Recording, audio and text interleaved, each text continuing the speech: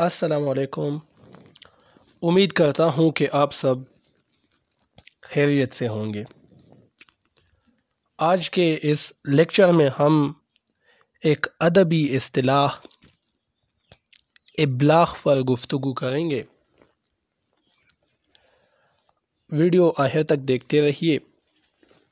इंशाल्लाह मेरी कोशिश होगी कि आसान अल्फाज में इब्लाग के हवाले से आपको समझा सकूं।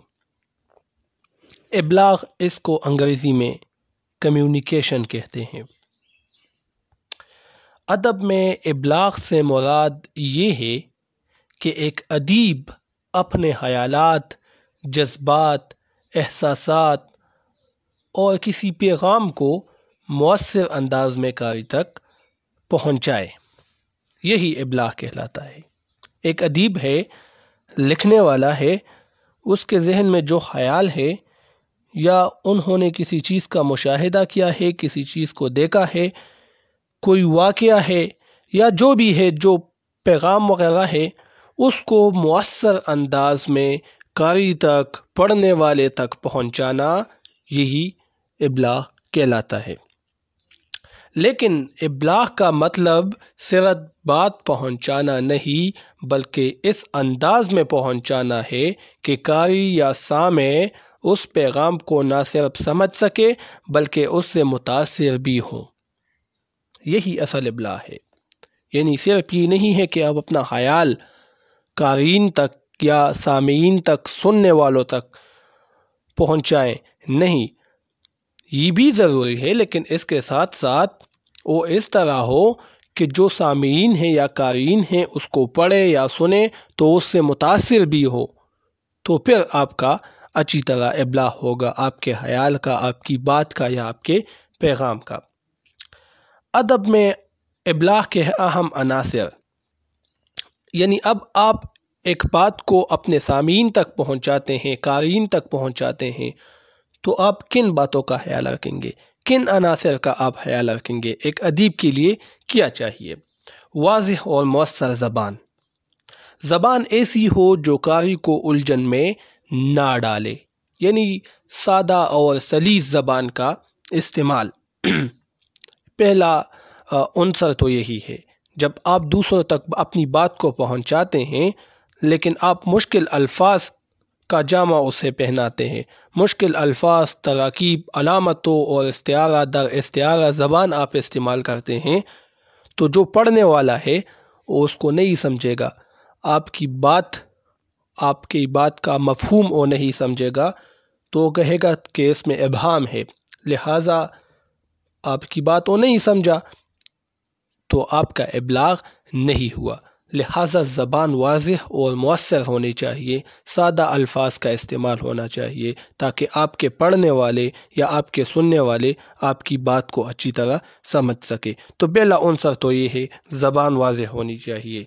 दूसरा है ख़यालात की तरतीब, बात को मंतकी अंदाज में आगे बढ़ाना ताकि पैगाम धुंधला ना हो। यानी आपके जहन में जो ख़यालात हैं आप उसको तरतीब के साथ बयान करें। ऐसा ना हो कि आप एक बात करें, उसको बीच में छोड़े कोई दूसरी बात शुरू करे, उसको छोड़े तीसरी शुरू करें, तो धुंधला बन जाएगा आपका पैगाम। जब आप अपने ख़यालात को एक तरतीब देते हैं, अपने जहन में एक मंतकी रबत उसमें पैदा करते हैं, तो फिर जो पढ़ने वाला है वो आपकी बात को अच्छी तरह समझेगा। तो ख़यालात में तरतीब भी होनी चाहिए, ज़बान के, अल्फाज के सादगी के साथ साथ। तीसरा उन्सर तासीर से भरपूर, तहरीर में जज्बा, एहसास और असर हो ताकि कारी उसे महसूस कर सके।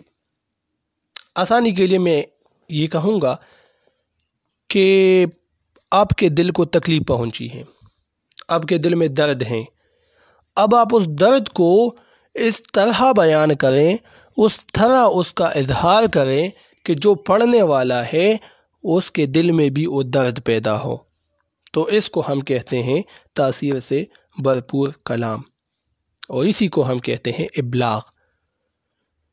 यानी जो आप पर बीती है आप उस तरह उसको लिखें कि जो पढ़ने वाले हैं उस पर भी वो बीत जाए, यही है तासीर से بھرپور کلام۔ اگر ادب کا ابلاغ مؤثر نہ ہو تو تحریر کا اصل مقصد فوت ہو جاتا ہے، چاہے اس کا موضوع کتنا ہی اہم کیوں نہ ہو۔ دیکھیں، موضوع کتنا ہی اہم نہ ہو، لیکن اگر آپ اس کا ابلاغ اچھی طرح نہ کریں، جو آپ کے پڑھنے والے ہیں یا آپ کے سننے والے ہیں وہ آپ کو نہ سمجھے، تو موضوع چاہے کتنا بھی اہم ہو اس کا مقصد فوت ہو جاتا ہے۔ مثال کے طور پر اب میں یہ ویڈیو بنا رہا ہوں، میں اس موضوع کو، ابلاغ کا ہمارا موضوع ہے، اس کو مشکل الفاظ میں بیان کروں یا ایسے پوائنٹ میں بتاؤں کہ آپ اس کو نہ سمجھے، تو پھر آپ کہیں گے کہ یہ کیا ہے، یہ تو مبہم ہے، ہم اس کو نہ سمجھ سکے، لہٰذا ابلاغ نہیں ہوا۔ میں نے تو اظہار کیا لیکن آپ اس کو نہ سمجھ سکے تو یہ ابلاغ نہ ہوا۔ اگر میں اس کو مشکل آسان الفاظ میں بیان کروں، آپ اس کو سمجھے، جو میں کہنا چاہتا ہوں آپ اسی طرح اس کو سمجھے، تو اس کو پھر ابلاغ کہتے ہیں۔ اگر ایسا نہ ہوا تو موضوع اہم موضوع ہے ابلاغ، لیکن مقصد فوت ہو جائے گا کیونکہ آپ سمجھے نہیں۔ اچھا، شعری مثال سے اب میں آپ کو سمجھاتا ہوں۔ غالب کی ایک مشہور غزل کا ایک شعر ہے، سب نے سنا ہوگا آپ نے: ہزاروں خواہشیں ایسی کہ ہر خواہش پہ دم نکلے، بہت نکلے میرے ارمان لیکن پھر بھی کم نکلے۔ بہت ہی مشہور شعر ہیں، انسانی خواہشات کے حوالے سے ہیں۔ تو غالب نے اس شعر میں انسان کی لامحدود نہ ختم ہونے والی خواہشات کا ذکر کیا ہے۔ وہ کہتے ہیں کہ خواہشیں اتنی زیادہ تھی کہ ہر ایک پر جان قربان ہو سکتی تھی، ہر ایک خواہش دوسرے سے بڑھ کر تھی، اور اتنی آرزوئیں پوری بھی ہوئی کہ شمار مشکل ہے، لیکن پھر بھی دل مطمئن نہیں ہوا۔ یعنی خواہشات بہت زیادہ ہیں، خواہشات میری پوری بھی ہوئی ہیں لیکن اب بھی خواہشات باقی ہیں۔ تو یہ عام انسان کی زندگی میں بھی ایسا ہوتا ہے، یہ خیال ایک عام انسان کے ذہن میں بھی آتا ہے، لہٰذا یہ شعر قاری کے دل کو فوراً چھو جاتا ہے۔ دیکھیں کتنا خوبصورت خیال ہے، ایک آفاقی شعر ہے، غالب نے اپنے حوالے سے کہا ہوگا، لیکن ہمارے ذہنوں میں بھی، تمہارے ذہنوں میں بھی یہ خیال آتا ہے، لیکن اس کا اظہار غالب نے کیا کیونکہ وہ شاعر تھے، ہم نہیں کر سکتے، شاعری کا فن ہمیں نہیں آتا۔ تو خیال بھی اعلیٰ ہے اور اس کے لیے مناسب الفاظ بھی اس نے تلاش کیے ہیں، آسان الفاظ میں بھی انہوں نے اس خیال کو پیش کیا ہے، اس کے ساتھ ساتھ تاثیر بھی اس میں ہے، خوبصورتی، روانی اور ترتیب بھی اس میں ہے۔ تو اسی لیے اس شعر کا ابلاغ ہوتا ہے، ہم اس شعر کو آسانی سے سمجھتے ہیں۔ نثری مثال دے کے سر سید کی ایک تحریر سے یہ اقتباس میں نے اٹھائی ہیں کہ ہم ایسی قوم ہیں جس کے ہاتھ میں قلم نہیں صرف زنجیریں ہیں۔ اب یہ دیکھیں، قلم لفظ یہ علم کی عکاسی کرتا ہے، جبکہ زنجیریں یہ لفظ غلامی کے لیے استعمال ہوتی ہیں۔ تو ایک ہی جملہ ہے، کتنی سادگی کے ساتھ انہوں نے پیش کیا ہے اور کتنی گہری بات انہوں نے کی ہے کہ ہم ایسی قوم ہیں جو کہ علم سے بہراور نہیں ہیں، جہالت ہیں اور صرف زنجیریں ہیں، لیکن غلامی میں مبتلا ہیں ہماری قوم۔ سر سید ایک اصلاحی نثر نگار تھے، اصلاح کرتے تھے۔ تو دیکھیں کتنی خوبصورت بات کی ہے، ترتیب سے انہوں نے کی ہے، پہلے جہالت کی بات کی، پھر غلامی کی بات کی، آسان الفاظ انہوں نے استعمال کیے، تاثیر بھی اس میں ہے۔ ہم جب اس کو پڑھتے ہیں تو ہمیں بھی تکلیف ہوتی ہے، اداسی ہم پر بھی چاہ جاتی ہے، کیونکہ اس جملے میں دیکھیں اداسی ہے، بے قراری ہے سر سید کے اس جملے میں۔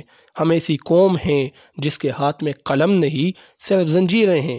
تو دکھ درد اس میں موجود ہیں، اور وہ دکھ درد میں اور تم بھی اس کو محسوس کرتے ہیں۔ تو یہی ہے ابلاغ۔ تو امید کرتا ہوں کہ آپ ابلاغ کے حوالے سے آپ کے ذہن میں اب کوئی سوال نہ ہوگا۔ اگر آپ کے ذہن میں کوئی ابلاغ کے حوالے سے معلومات ہوں تو آپ کمنٹ سیکشن میں لکھ سکتے ہیں، ہماری بھی علم میں اضافہ ہوگا۔ اور اب تک کے لیے اتنا ہی، اپنا ڈھیر سارا خیال رکھیں، مجھے اجازت دیجیے، اللہ حافظ۔